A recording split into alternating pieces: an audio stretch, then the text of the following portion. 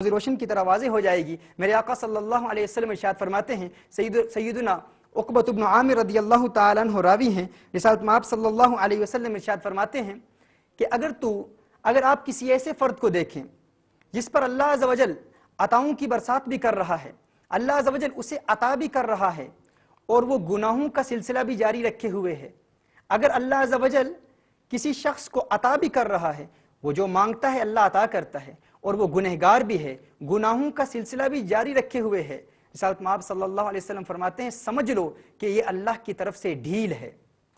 اور اس کے بعد میرے آقا صلی اللہ علیہ وسلم نے قرآن کریم کی آیت کوٹ فرمایا فلما نسو، سورہ الانعام کی آیت نمبر 44 ہے، رسالت میں آپ صلی اللہ علیہ وسلم نے یہ آیت تلاوت فرمائی فلما نسوا ما ذکروا به فتحنا عليهم ابواب كل شيء حتى اذا فرحوا بما اوتوا اخذناهم بغتة فاذا هم مبلسون۔ اللہ عز و جل ارشاد فرماتا ہے جب انہوں نے بلا دیا جو نصیحتیں ان کو کی گئی تھیں تو ہم نے ان پر ہر چیز کے دروازے کھول دیے یہاں تک کہ وہ خوش ہو گئے۔ یعنی جب لوگ اللہ کو بھول جاتے ہیں،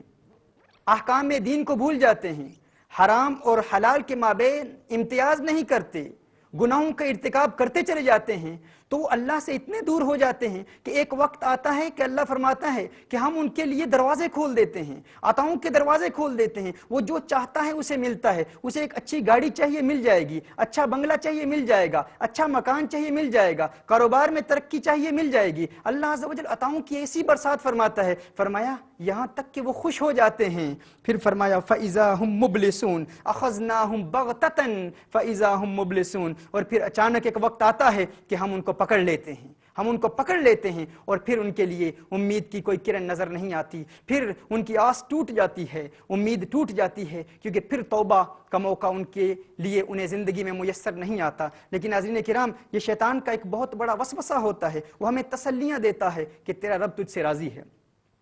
لیکن ہمارے لیے ضرورت اس امر کی ہے کہ ہم یہ سمجھ لیں کہ جو شخص جتنی زیادہ مشقت کرے گا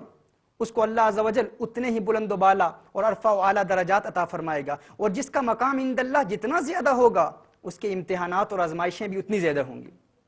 مثال کے طور پر رمضان المبارک کا مہینہ ہے، مغفرت کا عشرہ ہے، ہم دیکھتے ہیں کہ بے شمار لوگ ایسے ہیں جو رمضان المبارک میں صبح روزہ رکھتے ہیں، فجر کی نماز ادا کر کے سو جاتے ہیں، اور وہ سمجھتے ہیں کہ ظہر تک اگر سوئے رہیں تو انہیں بھی ویسا ہی ثواب ملے گا جتنا ان لوگوں کو ملتا ہے جو پورا دن بھوک اور پیاس کی شدت محسوس کرتے ہیں اور برداشت کرتے ہیں۔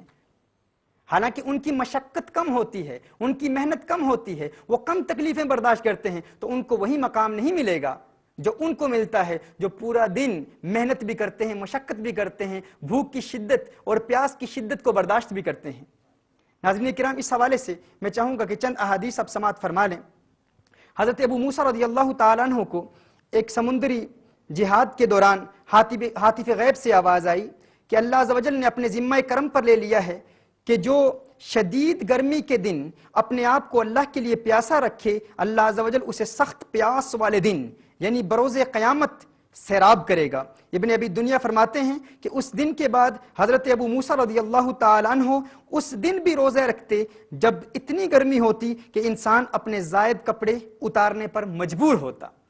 کیونکہ وہ سمجھ گئے تھے کہ جتنی گرمی برداشت کروں گا، جتنی بھوک برداشت کروں گا، بھوک کی جتنی شدت اور پیاس کی جتنی شدت برداشت کروں گا، اللہ عز و جل مجھے ایسے ہی بلند و بالا مقامات پر فائز فرمائے گا۔ امام غزالی رحمۃ اللہ تعالی علیہ ارشاد فرماتے ہیں کہ روزہ دار کے لیے سنت یہ ہے کہ دن کے وقت زیادہ دیر نہ سوئے بلکہ جاگتا رہے تاکہ بھوک اور ضعف کا اثر محسوس ہو، کیونکہ جتنی زیادہ بھوک محسوس ہوگی، جتنی زیادہ کمزوری کو وہ برداشت کرے گا، اللہ عز و جل اسے رمضان المبارک کی اتنی ہی بلند و بالا اور عرفہ و اعلیٰ برکات سے نوازے گا۔ حضرت ابراہیم بن ادھم رحمۃ اللہ تعالی علیہ فرماتے ہیں دنیا میں جو نیک عمل جتنا دشوار ہوگا، قیامت کے روز نیکیوں کے پلڑے میں اتنا ہی زیادہ وزندار ہوگا۔ یعنی ہم جتنی محنت کریں گے اللہ عز و جل اتنا ہی بلند و بالا مقام عطا فرمائے گا۔ وہ لوگ جو پورا دن سوئے رہتے ہیں، عبادت نہیں کرتے، محنت نہیں کرتے، اللہ کو یاد نہیں کرتے، اور وہ سمجھتے ہیں کہ ان کا روزہ مقبول ہے، یقیناً روزے کا فرض تو ادا ہو جاتا ہے، فرضیت تو ادا ہو جاتی ہے، لیکن وہ اللہ عز و جل کی اس نعمت عظمیٰ سے محروم ہو جاتے ہیں جو رمضان المبارک میں مضمر ہے۔